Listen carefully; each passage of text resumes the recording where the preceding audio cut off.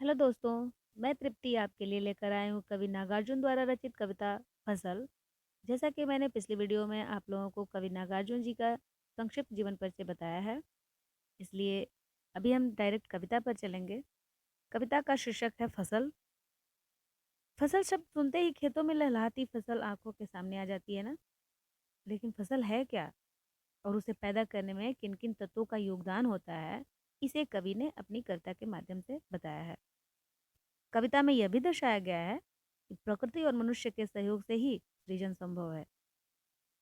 यह कहना उचित होगा कि यह कविता हमें उपभोक्ता संस्कृति के दौर में कृषि संस्कृति के निकट लाती है, क्योंकि फसल तो उगता है, लेकिन क्या सिर्फ किसान अकेला फसल उगा सकता है?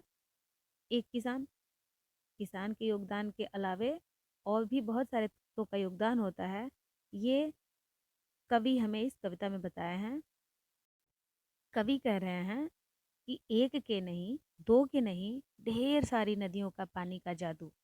अर्थात एक या दो नदी के पानी से फसल उगना संभव नहीं होता या फिर नहीं उगता, बल्कि ढेर सारी नदियों का जादू उस एक फसल में रहता है। ढेर सारी नदियों के जल का मिठास उस फसल में रहता है, जो कि हम लेते हैं।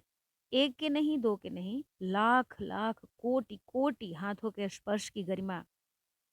अब कह रहे हैं यहाँ पे पिछली कड़ी में कवि ने बताया है कि नदियों का जादू बताया है कि एक या दो नदियों से नहीं, बल्कि बहुत सारी नदियों का जल अपने जल से फसल को सिंचित करता है, तो एक अच्छा सा पौधा फसल निकलता है। और आगे कह रहे हैं कि एक या दो हाथों के स्पर्श से नहीं, क्या एक अकेला किसान फसल उगा सकता है? नहीं। आपने देखा होगा खेतों में बहुत सारे लोग रहते हैं। कोई निराई करता है, कोई गुड़ाई करता है, कोई फसल काटता है। मतलब एक दो लोग एक किसी फसल को तैयार नहीं करते हैं, बल्कि लाखों करोड़ों लोग मिल करके फसल तैयार करते हैं। तो यहाँ पे कवि कह रहे हैं कि लाख लाख कोटि कोटि हाथों के स्पर्श की गरिमा, और उन हाथों के स्पर्श की गरिमा होता है उन फसल में, जिसको कि हम अपने घर में लेते हैं।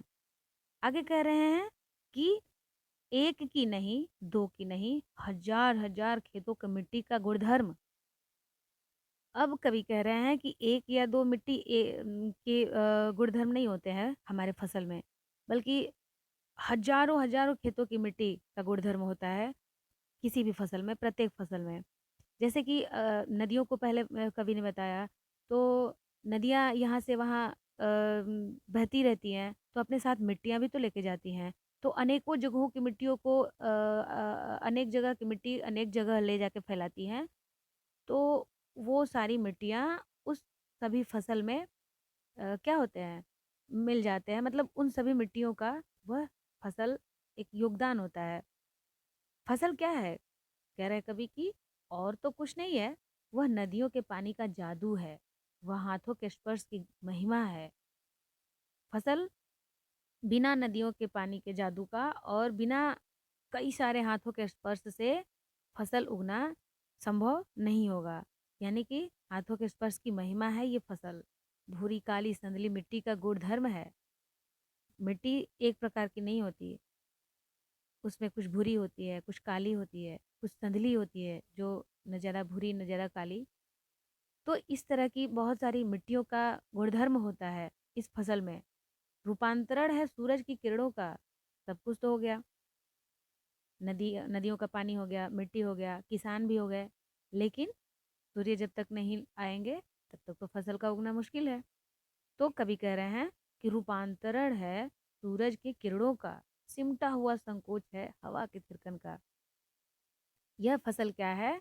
सूरज की किरणों का रूपांतरण है, अर्थात सूरज ही अपनी किरणों से सींचता है फसल को, तब जाकर के फसल उगता है। सिमटा हुआ संकोच है हवा के थिरकन का, और बिना हवा के किसी का भी जीवन संभव नहीं है। और बताया गया है कि पौधों में, फसल में भी जीवन होता है। तो सिमटा हुआ संकोच है हवा के थिरकन का। हवा के जो थिरकन, अर्थात जो हवा झोंका देता है फसलों को, जो थपकी देता है, उस थपकी का ये सिमटा हुआ संकोच है। अर्थात फसल जो है उन थपकियों से मजबूत होता है, हवा के थपकियों से मजबूत होता है।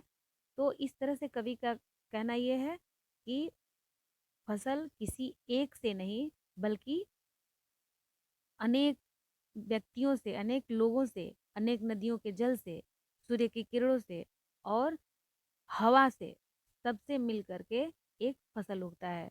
फसल का इतना महत्व है। बच्चों, अगर मेरी ये कविता आपको अच्छी लगी है, समझ में आई है, तो लाइक और कमेंट ज़रूर करना। धन्यवाद।